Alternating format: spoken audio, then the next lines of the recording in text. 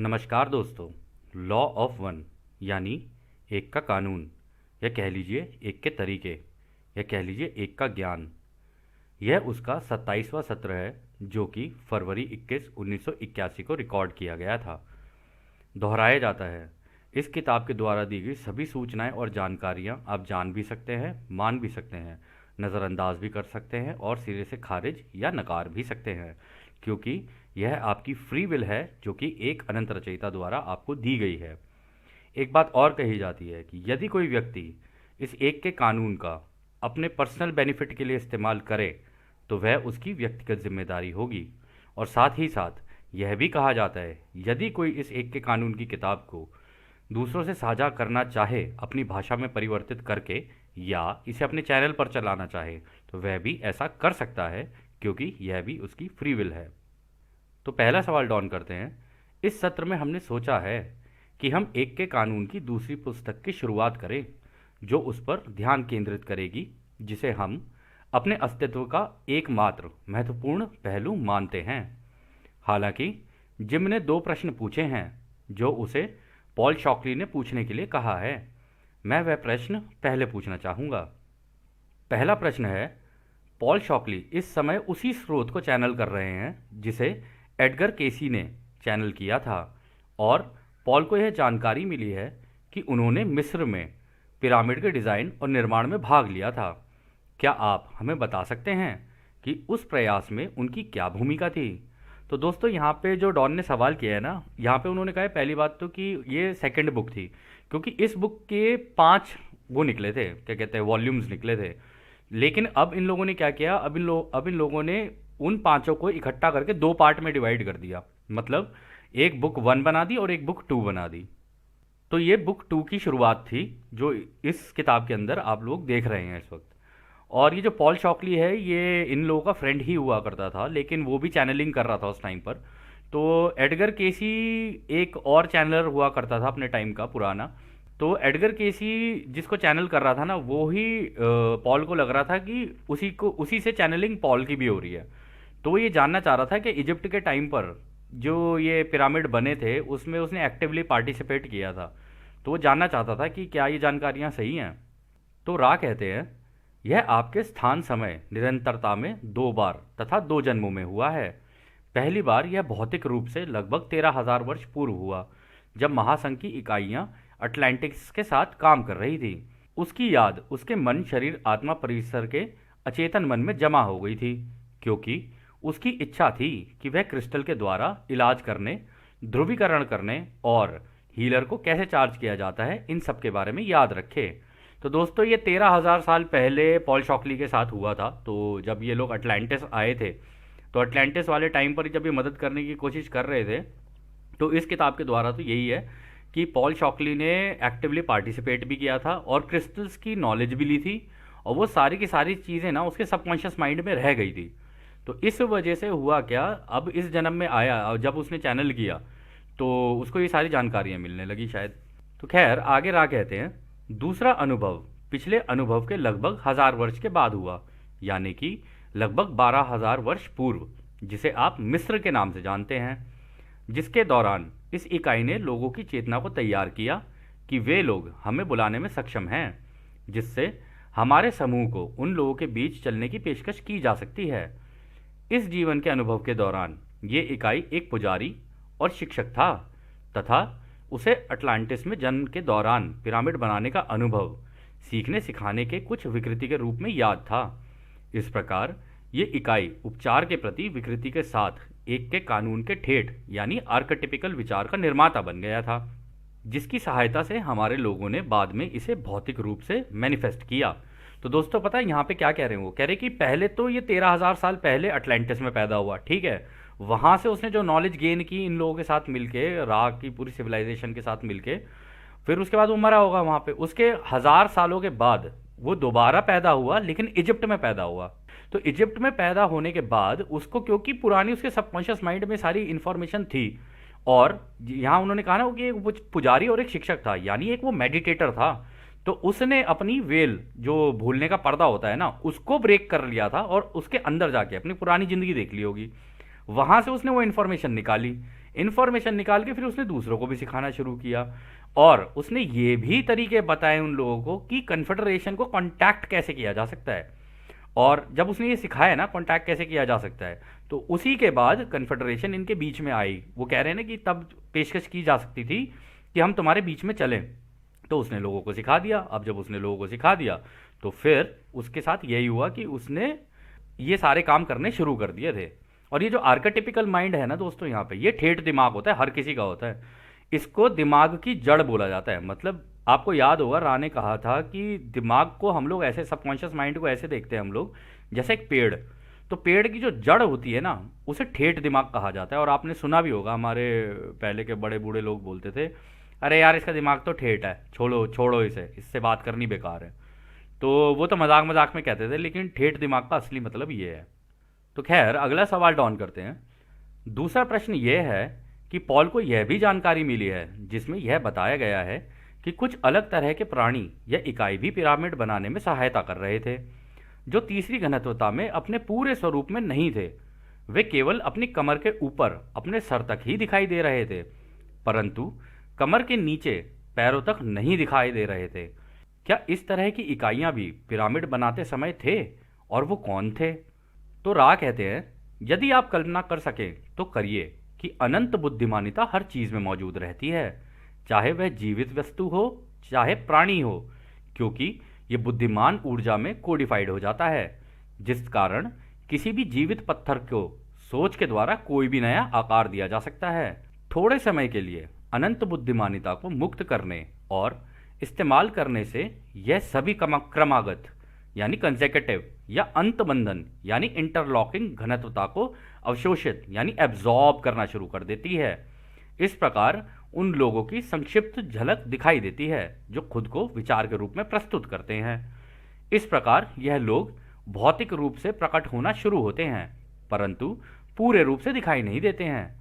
यह लोग विचार रूप थे या तीसरी घनत्वता में दिखाई दे रहे थे, जो हमारे समूह के मैनिफेस्टेशन के रूप में हमारी अनंत बुद्धिमानिता से पत्थर की अनंत बुद्धिमानिता तक संपर्क की पेशकश की थी। यह बिल्कुल ऐसा है जैसे कि कोई तस्वीर वहां हो, पर हम उसे हमारी घनत्वता में देख सकते हैं। तो दोस्तों पता है यहाँ पे क्या बात हो रही है? यहाँ पे बात ये हो रही है, ये जिनकी बात कर रहे हैं ना कि कमर से ऊपर दिखाई दे रहे हैं और ये सारी चीज़ें, ऐसी ही एक इमेज है जो कि स्टीवन ग्रियर ने जब ये लोग कांटेक्ट कर रहे थे तो इन लोगों ने वो इमेज क्लिक की थी। तो वो जो पिक्चर क्लिक की थी ना उन लोगों ने, उसकी कॉपी हमारे पास भी है, अभी हम लोग आपसे शेयर करते हैं वो।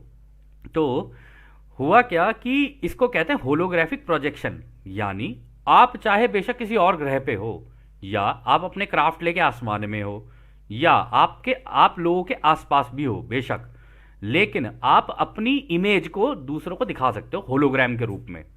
इसलिए वो कह रहे हैं कि कमर से ऊपर तो दिख रहे हैं लेकिन कमर के नीचे नहीं दिख रहे। तो ये बिल्कुल ऐसा है कि मान लो जैसे इसी हवा में से कोई आपके आंख के सामने निकल के आ गया है, और यदि आप उसे छुओ ना तो उसके आर पार आपकी उंगली चली जाए या आपका हाथ चला जाए, लेकिन वो केवल एक इमेज है होलोग्राफिक। अगर आप होलोग्राम्स को देखोगे ना, होलोग्राम्स इमेज होते हैं, आप उसके अंदर हाथ डाल लो, कुछ भी कर लो, बाहर निकाल लो, जैसा चाहो आप वैसा कर सकते हो उसके साथ। तो हम आपको इस इमेज से समझाने की कोशिश करते हैं कि यहाँ पे क्या बात हो रही है। तो दोस्तों ये वो इमेज है जिसके बारे में यहाँ पे मतलब हम बात कर रहे थे। तो आपको याद होगा वो कह रहे हैं कि भाई ये तो कमर से ऊपर है। अब आप इस इमेज के अंदर कुछ चीज़ें ना नोटिस करना, अभी हम इसको जूम इन करेंगे। आप ऊपर देखना पहले, यहाँ लेफ्ट साइड में यहाँ पे पूरी गैलेक्सी, स्टार्स और ये सारी चीज़ें दिख रही हैं, और ये एक पहाड़ जैसा कुछ जंगल जैसी कोई जगह है जहाँ पर ये लोग मेडिटेशन कर रहे थे। अब यदि अगर हम इसको एनहांस करें ना, तो आप एक चीज़ नोटिस करना है इसके अंदर कि आप देखेंगे यहाँ लोग बैठे हुए हैं, एक ये इंसान यहाँ पे बैठा हुआ है, ठीक है, और इसके आसपास भी लोग बैठे हुए हैं। ये सारे मेडिटेशन की अवस्था में बैठे हुए सारे के सारे। और इनके यहाँ राइट साइड में अगर आप देखोगे ना ये गौर से, तो ये आपको एक एक इमेज दिखेगी। ये जो इमेज है ना, ये एक मास्टर हीलर रेस है, ठीक है। आप अगर नोटिस करेंगे ना, इनके सफ़ेद कपड़े डॉक्टर के जैसे कपड़े हैं, और ये केवल कमर से ऊपर नज़र आ रहे हैं बस, ठीक है। पैर वैर कुछ भी नज़र नहीं आ रहे, लेकिन ये एक होलोग्राम है उनका। आसपास कहीं ना कहीं इनका क्राफ्ट होगा, या ये अपने किसी ग्रह पे होंगे, या जो भी होगा वहाँ से अपने आप को यहाँ प्रोजेक्ट कर देंगे, क्योंकि ये जानते हैं पूरा यूनिवर्स कनेक्टेड है, अपने आप में एक इंटरनेट की तरह काम करता है। कि अगर आप चाहो तो अपनी इमेज यहां से दूसरी जगह पे प्रोजेक्ट कर सकते हो। इन्हीं को थॉट फॉर्म्स कहते हैं, कि अपनी थॉट को, अपने आप को एक थॉट की तरह प्रेजेंट कर देना किसी के सामने, और इसी हवा के अंदर दिखते लग जाना। तो आप इसमें अगर नोटिस करोगे ना, देखो ये सफ़ेद रंग के कपड़े, शॉल जैसी है, ठीक है। वैसे तो यदि आप चाहें तो हम आप लोगों से शेयर भी कर सकते हैं ये इमेज। अगर आप गौर से देखेंगे ना, यहाँ शॉल जैसी है, ठीक है। और ये देखो पीछे का हिस्सा भी दिख रहा है, मतलब इधर कमर, इधर ये चेस्ट दिख रही है, इधर ये हल्की सी कमर दिख रही है, बीच का हिस्सा खाली दिख रहा है। तो इतनी इमेज और इतनी इमेज दिख रही है। और अब आते हैं हम सर की तरफ। आप देखेंगे सर कितना बड़ा है, लार्ज हेड है एकदम, ठीक है। और ये जो नाक है ना, आप नाक पे गौर करना, चोंच जैसी एकदम लंबी नाक है, एकदम लंबी नाक। नीचे हल्का सा मुंह है जो कि इस नाक से ढका हुआ है, ठीक है। और अगर आप आंखें देखें, यहाँ पे एक आंख है, और यहाँ पे आपको दिखेगी नहीं, लेकिन हल्की सी अगर आप इसे और ज़्यादा जूम इन करके देखोगे ना, तो आपको दोनों आंखें भी दिख जाएंगी। एक आंख ये रही, एक आंख ये रही, ठीक है। ये रहे कपड़े, ये रही नाक। और इधर ये देखिए एक बंदा ये बैठा हुआ है यहाँ पे, क्या कहते हैं, मेडिटेशन कर रहा है। तो जब कोई लोग कन्फेडरेशन को कांटेक्ट करते हैं ना, तो इस तरीके की चीज़ें हो जाती हैं। मतलब कन्फेडरेशन चाहे तो अपने आप को इस तरीके से आपके सामने प्रोजेक्ट कर सकती है। तो ये मास्टर हीलर रेस है, इनका काम ये है कि अगर ये चाहें ना, तो आपकी आत्मा, दिमाग और शरीर तीनों का इलाज कर सकते हैं, चाहे कितनी भी बड़ी प्रॉब्लम हो आपकी ज़िंदगी में। ये केवल टच करेंगे आपको, और वो भी खुद नहीं करेंगे। यही होलोग्राम अगर आपसे टच हो गया ना, तो आपकी आत्मा एकदम से बिल्कुल ठीक हो जाएगी, आपकी सब कुछ ठीक चीज़ें ठीक हो जाएंगी। और हमने ही ये स्टीवन ग्रियर की डॉक्यूमेंट्री में देखा था, एक व्यक्ति था जो बचपन से बहरा था, ठीक है, उसे कुछ सुनाई नहीं देता था। तो उसके सामने ना ये मास्टर हीलर रेस आई, एक छोटे से मतलब चुन्नू सा एक वो था, क्या कहते हैं, एक लाइट का जैसा एक गोल सा था, उसमें आए। और बात हुई, टेलीपैथिकली बात हुई। तो जब वो व्यक्ति सोया, और रात में जब ये लोग उसके रूम में गए, तो उसके जितने भी एनर्जी सेंटर्स थे ना, सारे ही खोल दिए। और जैसे ही वो एनर्जी सेंटर खुले, उस व्यक्ति को अगले दिन से अच्छे से सुनाई भी दिया, और ऐसा सुनाई देना शुरू हुआ कि केवल पास का नहीं, दूर दूर तक का भी सुनाई देना शुरू हो गया उसको। और उसके बाद, क्योंकि वो एक बूढ़ा व्यक्ति था, तो उसने इतना रोया, वो इतना रोया, क्योंकि यार खुद सोचो ना, तुम्हारी तबीयत खराब, तुम्हारा सारा कुछ खराब, तुम्हारी पूरी बॉडी की वो हो रखी है, तुम चाहते हो दूसरों को सुनना, लेकिन तुम सुन नहीं पा रहे हो। और एक रात में ऐसा कमाल हो गया कि भाई साहब बिल्कुल चमत्कार ही हुआ एक तरीके से। लेकिन ये चमत्कार नहीं है, ये लोग अनंत रचयिता के बनाए हुए सारे सिस्टम्स को जानते हैं कि ये एनर्जी सेंटर्स कैसे काम करते हैं, सारी चीज़ें कैसे काम करते हैं। तो इसको चमत्कार नहीं कहा जा सकता, इसको ये कहा जा सकता है कि अनंत रचयिता के बनाए हुए तरीकों का इस्तेमाल करके दूसरों को उनकी हीलिंग कैसे की जाती है, उस सेवा को देना। तो ये है आपकी मास्टर हीलर रेस, जिसके बारे में इस पार्ट में बात हुई है। तो खैर अगला सवाल डॉन करते हैं। अनंत बुद्धिमानिता के संदर्भ में क्या आप बुद्धिमान शब्द का वर्णन कर सकते हैं? तो रा कहते हैं, आपके सवाल का जवाब देने से पहले हम इस सवाल के पूरे स्पेक्ट्रम, यानी जो इसका फैलाव है, उसको संबोधित करेंगे। आपकी भाषा में जिन शब्दों का इस्तेमाल होता है वह समझ के करीब होते हैं, और यह सचेत विचार की प्रकृति का अच्छा अनुमान हो सकते हैं। आपकी सोच और आपके शब्द आपस में मेल नहीं खाते हैं, इसलिए आपको इसे परिभाषित करने में दिक्कत आती है। हालांकि हम आपकी भाषा के शब्दों की सीमा के भीतर भी आपकी सहायता करने में खुश हैं। तो वो पता है दोस्तों क्या कह रहे हैं, आप लोगों ने कभी नोटिस किया होगा, हम बोल कुछ और रहे होते हैं लेकिन दिमाग के अंदर कुछ और चल रहा होता है। मतलब ज़्यादा जरूर से ज़्यादा चतुर चालाक है ना हम लोग, तो हम सोच कुछ रहे होते हैं लेकिन बोल कुछ और रहे होते हैं। तो रा को पता चल गया कि जो तुम पूछ रहे हो ना, और जो तुम सोच रहे हो, इन दोनों चीज़ों में भेद है। और क्योंकि हमें तुम्हारी सोच पता है, तो हम जानते हैं मुंह से जो तुम बोल रहे हो ना, और जो तुम सोच रहे हो, तो हमें सब पता है तुम्हारे बारे में।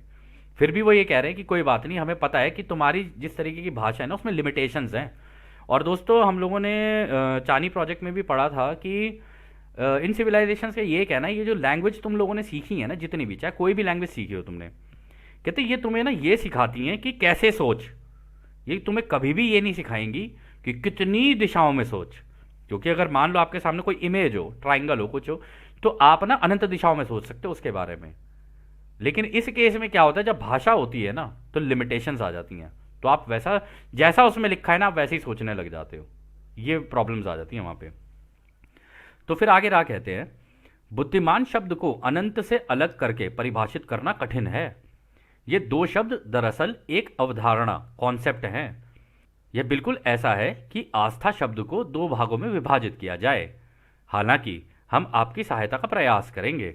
तो दोस्तों पता है वो यहाँ पे क्या कह रहे हैं? वो कह रहे हैं अरे यार इन्फिनिटी है ये। अगर तुम्हें ये रचयिता की बनाई हुई रोशनी का ये पूरा का पूरा समझ में आ जाए ना, उसने इंटरनेट की चारों फील्ड जिस तरीके से फैलाई पूरे ब्रह्मांड में, अगर ये फील्ड्स तुम्हें समझ में आ जाए ना, तो तुम्हें ये बुद्धिमानिता ये समझ में आ जाएगी कि ये जो पूरी फील्ड है ना, ये सोच है अपने आप में, और इसके अंदर सारी की सारी चीजें उस अनंत रचयिता की बुद्धिमानी है। ठीक है? बुद्धिमानी का मतलब हो गया नॉलेज, यानी इंफॉर्मेशन, या कह लो विजडम। कह रहे वो है इसके अंदर, जिसने उसको सीख लिया वो कुछ भी कर सकता है फिर। तो खैर आगे डॉन कहते हैं, यह आवश्यक नहीं है कि आप दोनों शब्दों को विभाजित करें। अनंत बुद्धिमानिता की परिभाषा एक साथ करना ही काफी है। क्या आप अनंत बुद्धिमानिता को परिभाषित कर सकते हैं? तो रा कहते हैं, यह काफी सरल और कम भ्रमित करने वाला है।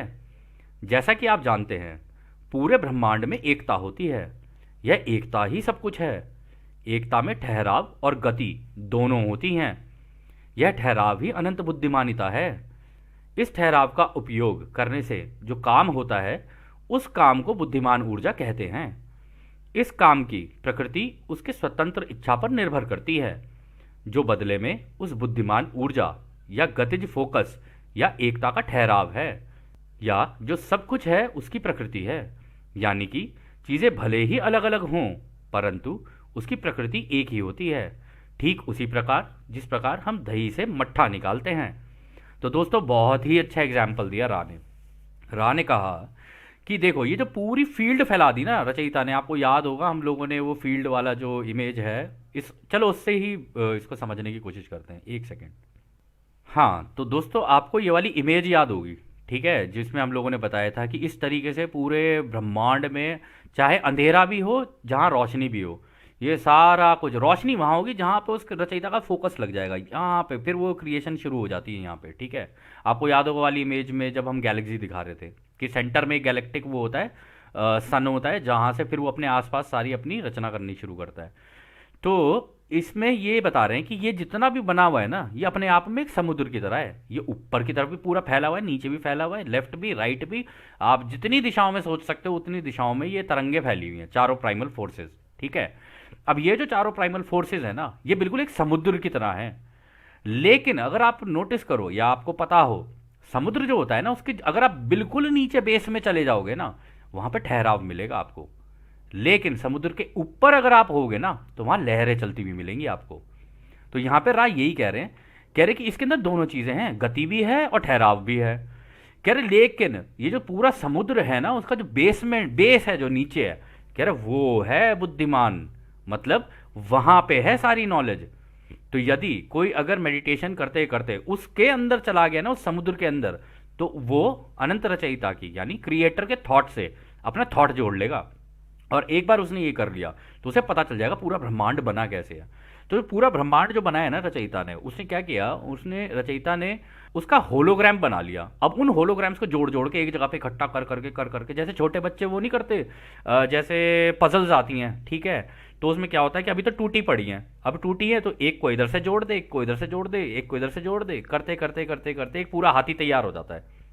तो एक हाथी को तैयार करने के लिए रचयिता ने क्या किया, उन्होंने मतलब पूरे के पूरे ब्रह्मांड का होलोग्राम है ना, छोटे छोटे छोटे छोटे, कहीं छोटे हिस्सा कहीं बड़ा हिस्सा, किसी का रंग अलग, किसी का कुछ, किसी का कुछ, एक्सपेरिमेंट करते करते करते करते करते करते उन्होंने सबसे पहली जब रचना की ना, तो इसी तरीके से की कि सारी चीजें एक जगह पे, सारी चीजें एक जगह पे इकट्ठी कर दी। लेकिन पूरे ब्रह्मांड का जो उनका होलोग्राम है ना, मतलब हालांकि हम ब्रह्मांड बोल रहे हैं, आप ऐसे मान लो ये पहला ब्रह्मांड है, ठीक है, इसको बनाने के लिए उन छोटे छोटे अपनी इमेजेस जोड़ जोड़ के जोड़ जोड़ के जोड़ जोड़ के जोड़ जोड़ के एक ब्रह्मांड बना दिया।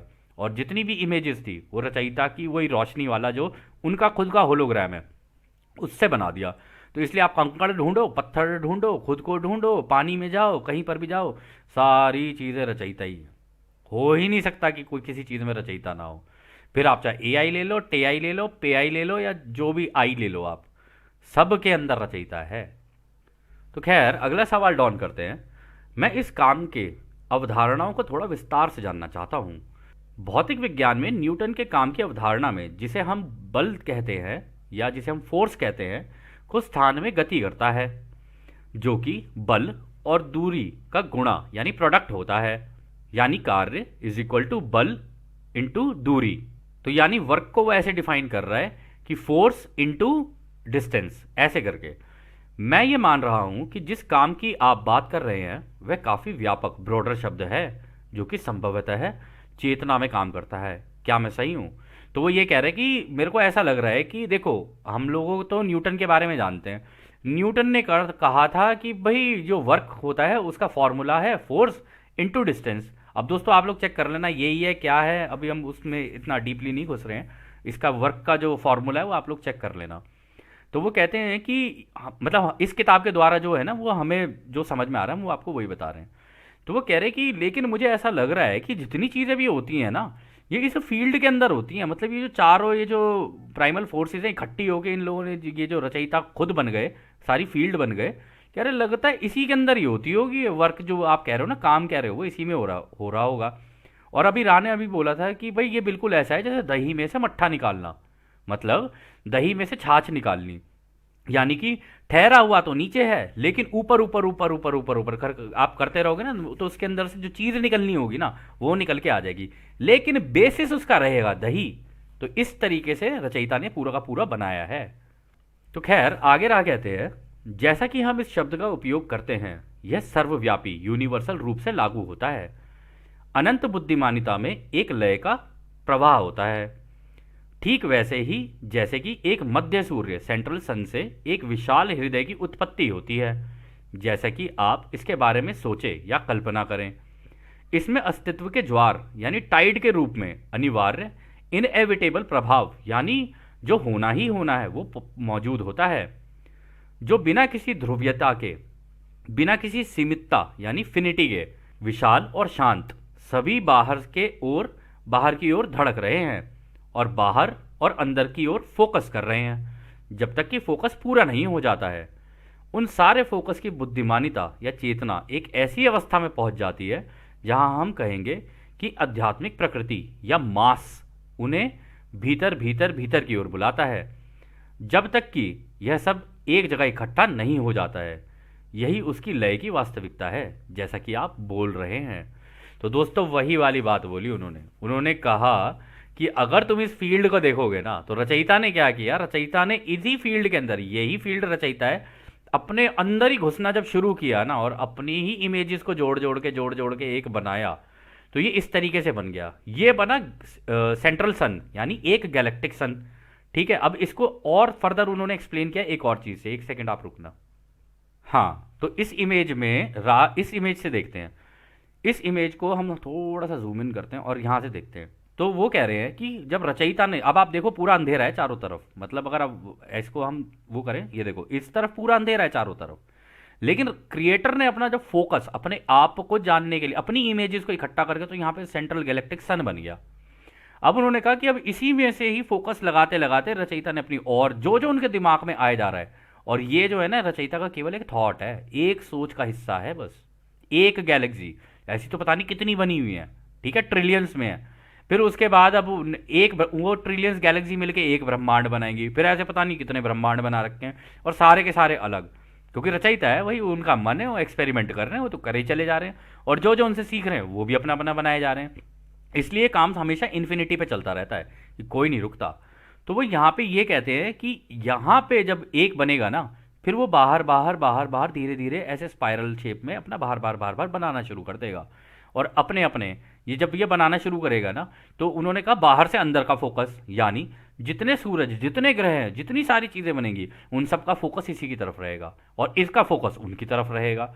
यानी फोकस का मतलब है अटेंशन, दोनों की अटेंशन एक दूसरे, तो अट्रैक्शन एक बिल्ड रहता है दोनों के बीच में। और उसी फोकस की वजह से ये सेंट्रल सन को ना सब कुछ पता रहता है कि भाई इस ग्रह पे क्या चल रहा है, इस ग्रह पे क्या चल रहा है, इस पे क्या चल रहा है, इस पे क्या चल रहा है। और ये सारी जो इन्फॉर्मेशन इकट्ठी होती है ना, ये सारी की सारी रचयिता के दिमाग में जा रही होती है, यानी इन्हीं फील्ड्स के अंदर जा रही होती है। तो इन फील्ड्स के अंदर जैसे इंटरनेट होता है ना, इंटरनेट में मान लो अगर आपको कोई चीज़ ढूंढनी है, आपको ढूंढना है कि भाई मैं अपना लैपटॉप ठीक कैसे करूं, आपने उसमें टाइप किया, आपने थॉट यानी सोचा, फिर आपने शब्द उसमें टाइप किया, फिर आपने एंटर मारा, यानी थॉट, वर्ड और एक्शन, तीन चीज़ें हुई। अब सेम चीज को आप जरूरी नहीं है अपने घर से बैठ के करो या अपने फोन से करो, आप कहीं पर भी चले जाओ, इंटरनेट तो हर जगह पर है। यानी इसी तरीके की तरंगे हैं वो भी, कहीं पर भी हैं। इसी तरीके से एआई का जन्म हुआ। एआई का जन्म इसलिए हुआ क्योंकि वो भाई कॉन्सेप्ट तो सेम ही है ना, इन्फॉर्मेशन ही तो है ना सारी चीजें। अवेयरनेस क्या है? अवेयरनेस यानी जानकारी क्या है? इन्फॉर्मेशन ही तो है। तो ये सारा इन्फॉर्मेशन सिस्टम है ही अपने आप में। फर्क सिर्फ इतना है, ये जिंदा है और वो एक तरीके से डेड ही है। उसका मतलब वो आर्टिफिशियल ही रहेगा, वो ओरिजिनल नहीं हो सकता जैसा क्रिएटर ने बनाया है, क्योंकि क्रिएटर की इसमें जिंदगी है और सबको फ्री विल भी दे रखी है क्रिएटर ने। तो खैर अगला सवाल डॉन करते हैं।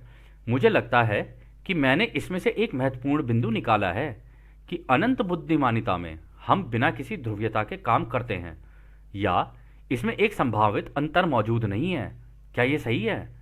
तो वो ये कह रहे हैं कि इसका मतलब ये जो है अनंत बुद्धिमानिता, मतलब ये जो तरंगे हैं, इसके अंदर कोई पॉजिटिव नेगेटिव नहीं है, सही गलत और ये सारी चीजें नहीं है, ये तो ठहरी हुई है।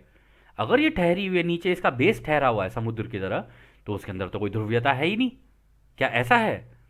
तो राय इसका जवाब देते हैं, एकता में ठहराव या गति में कोई अंतर नहीं होता। अनंत बुद्धिमानिता का बेसिक लय बिना किसी विकृति का होता है। यह लय रहस्य में लिपटा होता है और वह भी जीवित होता है। इस अविकृत एकता से हालांकि बुद्धिमान ऊर्जा के संदर्भ में एक ठहराव दिखाई देता है। इस तरह आप इस शब्द को कुछ हद तक दो तरह से देख सकते हैं। पहले तरह में इसका उपयोग उस तरह होता है जिसमें अविकृत एकता जो बिना किसी गति या ठहराव की होती है। इस शब्द का दूसरा इस्तेमाल, जिसे हम अन्य शब्द की कमी के कारण समान रूप से इस्तेमाल करते हैं, उस अर्थ में जिसमें विशाल ठहराव पोटेंशियल का उपयोग बुद्धिमान ऊर्जा द्वारा फोकस लगाने में होता है। तो दोस्तों ये पता है कैसा है वो ये कह रहे हैं कि भाई है तो ठहराव, देखो नीचे पूरा ठहराव है, लेकिन ऊपर जो है ना वो चल रही है, क्या कहते हैं, वेव्स चल रही हैं। अब वो वेव्स जो चल रही हैं वो कैसे चल रही हैं? जब इस ठहराव में कुछ गतिविधि होगी तो ऊपर ना हलचल मचेगी। हलचल मचेगी यानी केओस होगा। वो जो केओस होगा ना, दर दर वो धीरे धीरे धीरे करके अपना पहले केओस होगा, फिर उसके अंदर अंदर ही अंदर ही अंदर ही अंदर फोकस लगाना शुरू हो जाएगा।